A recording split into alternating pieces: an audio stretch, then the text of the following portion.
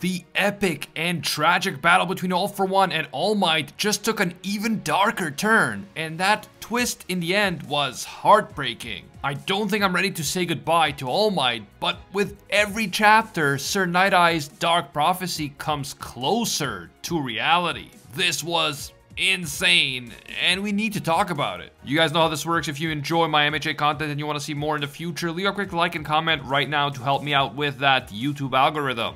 And if you want to help us awaken our quirk here on the channel by hitting 2 million subscribers, please subscribe right now. Every single subscription counts. Finally, this video will contain MHA manga spoilers, so please proceed with caution. You have been warned. The last 2 chapters had massive All Might death flags left and right. From All Might getting seriously injured but still pushing himself to keep fighting, to important moments in All Might's life flashing before his eyes as he keeps talking about how much faith he has in the next generation. The generation that will take over the fight against the villains after he is gone. And then at the end of the last chapter, even Deku and All Might's own vestige inside of One For All sensed that All Might was fighting and that he was in danger. All For One keeps getting younger and younger, and the more damage he sustains from the fight against All Might, the faster he is going to age. So if All Might keeps up the fight against All For One, not only will he buy time for the heroes, but he could even defeat All For One altogether.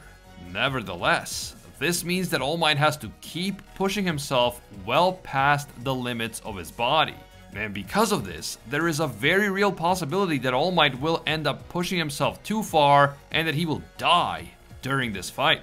The latest chapter picks up right in the middle of the battle. We see All For One destroying an entire building, but All Might is able to dodge using those Doc Ock tentacles that he revealed in the previous chapter. The tentacle techniques he uses are named after Class 1A students Tentacle and Froppy because they are tentacles that allow him to move quickly and even stick to walls. So it's kind of like a blend of Tsuyu's quirk and Shoji's quirk. As All Might dodges attack after attack, he is already plotting his next move, which will apparently involve techniques inspired by Shoto and Ojiro. He is also using multiple robotic birds that look like mini Tokoyamis to retrieve certain important items without All For One noticing. These birds are nicknamed Anima, a reference to Koda's quirk, which allows him to command animals. All For One then shows up right above All Might, and he mocks the hero for dodging and running away after laughing and boasting so much just a little while ago. All For One says that he knows what All Might is trying to do, but it's no use. Not only will All For One defeat the hero before he is rewound out of existence,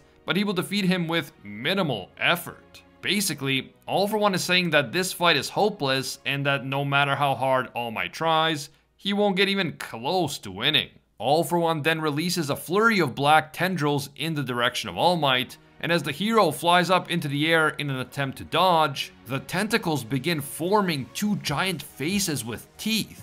These giant faces look like they're about to devour All Might, and honestly this is such a creepy attack. All For One has used black tendrils in his fights many times, but this level of creepiness is just next level. All Might manages to dodge the 2 giant mouths, but just barely, and he accuses All For One of lying. Clearly the villain is not just using minimal effort, but All For One claims that yeah, this is all minimal for him because this is nowhere close to his full power. The villain laughs and asks All Might what happened to his smile from earlier. He tried to boast about how strong he was even without his quirk, but in reality he is just a weak old man who has to copy the powers of children in order to survive. As All Might's tentacles begin to break as a result of All For One's attack, the villain mocks All Might again, saying that now the entire world will get to witness the death of the symbol of peace live on the news. To be fair, a similar situation had developed back during the Kamino incident, and yet All Might managed to come out on top in that situation, and All For One was the one defeated and arrested. However, things are definitely different now. All Might can no longer use the embers of One For All, and just in general the death flags for All Might seem much more blatant this time around. As All Might tries to escape the villain's attacks, All For One breaks through the wall next to where All Might is moving, and he manages to land a massive direct hit on All Might's armor. This is clearly a serious attack, and it leads to All Might once again spitting blood from his mouth. Again, not a great sign for our boy, All Might. All Might acknowledges that the light that once burned inside him is now gone. He no longer possesses the embers of One for All, but he declares that he is still not done yet. The hero manages to fire a cannon attack inspired by Shoto's quirk right into All for One's mouth, but the villain quickly recovers even from such a close range attack. All Might tells the villain that he clearly doesn't understand a thing. Even if one person's light goes out, another person can inherit that light and use it to keep illuminating the darkness. This again is hugely symbolic, and it feels like yet another moment in which Horikoshi is foreshadowing All Might's death. In a literal sense, the light of One for All was extinguished within All Might because he transferred the quirk to Deku, and that same light now shines within Deku. But symbolically, All Might is saying that he knows that he's probably going to die here. But even if he does, the next generation of heroes will carry on his light. Members of the next generation, like Deku, will become the new symbols of peace. All Might might die, but his will and his legacy will live on. The chapter then cuts to a less important fight, the one between Aoyama and the villain Kunieda. Kunieda is one of the Tartarus prison escapees, and his quirk allows him to sprout a bunch of dangerous plants all over the place. As we learn in this chapter, the seeds that he uses to sprout plants actually use human flesh to grow. Aoyama is currently strung up in the air by the villain's plants, and it doesn't look too good for the Twinkling Bro in this particular moment. What's more, Kunieda has been using Fat Gum in order to feed his plants. We see that Fat Gum has lost a lot of his body fat because it is being drained by the villain, and this is fueling a bunch of deadly piranha plants that are threatening to devour all the heroes in the area. One of the piranha plants actually tears off Aoyama's special belt, which allows him to control his quirk. The villain mocks Aoyama for having a broken power that he isn't even able to control without the help of a support item. But even though the villain mocks Aoyama and calls him a traitor, Aoyama doesn't let it get to him. In fact, he is thankful to Kunieda for reminding him of his past mistakes, because that just motivates him to fight harder so that he can shine as brightly as his friends. He then activates his quirk despite not having a safety belt, which leads to his naval laser powers shooting out wildly in all directions. The lasers shoot left and right, but none of them actually hit the villain, leading Kunieda to laugh and mock Aoyama even more. But then, something that the villain wasn't expecting happens. Our girl Toru Hagakure appears, and she begins refracting the light from the lasers so that they will change direction and hit Kunieda.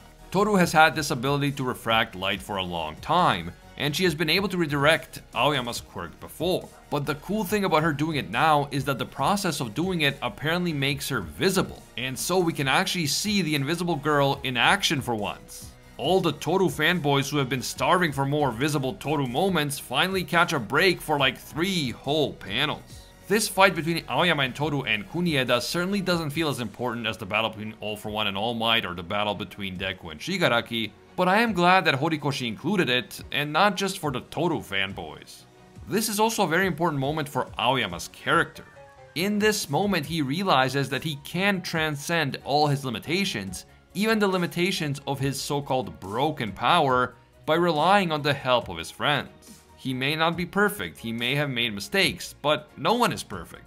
That said, when the hero students work together, they can achieve so much more than any of them can on their own, and this fight against Kunieda is a perfect example of that. With Kunieda presumably wrecked, the chapter switches back to All for One versus All Might. All Might is once again talking about the new generation, the generation that is still illuminating the darkness and allowing him the chance to shine one last time. All Might begins to laugh again, and even though he is very clearly injured, like severely injured, he still believes that he will win, that the heroes will win.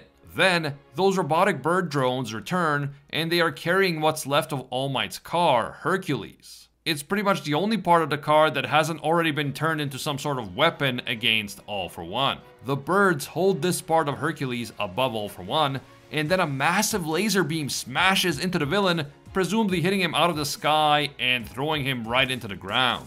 The name of this attack is I Can't Stop Twinkling, and that is how this chapter ends. Once again, I think this was a great chapter, and in general, the fight between All For One and All Might has been excellent on so many levels. But the more this battle progresses, and the closer we get to the climax, the more I think we have to seriously prepare ourselves mentally, because we are likely going to lose All Might in this fight.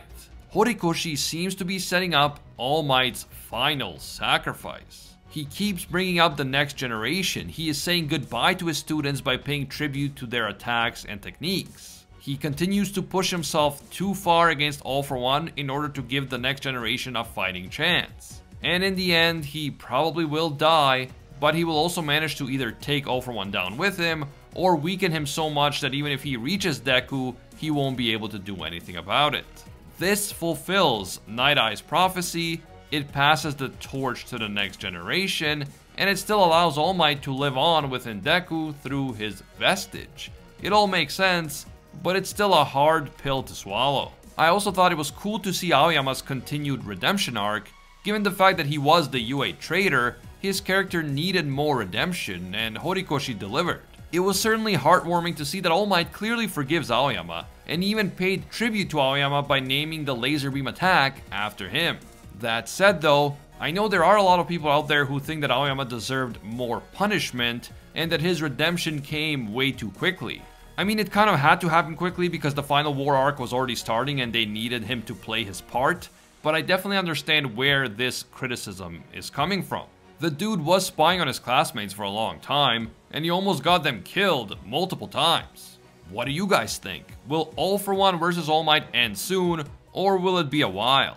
Will All Might take All For One down with him, or will All For One reach Shigaraki? Is Toru Hagakure low-key best girl in Class 1A? Let me know down below. If you're looking for an epic MHA video to watch next, don't ignore my video explaining all of the Class 1A quirks as of the final arc in the story, link on screen and in the description. If you enjoyed this video and you want to see more MHA content in the future, leave a quick like right now. And if you want to help us awaken our quirk here on the channel by hitting 2 million subscribers, please subscribe right now. You'll be doing me a big favor, and it's completely free.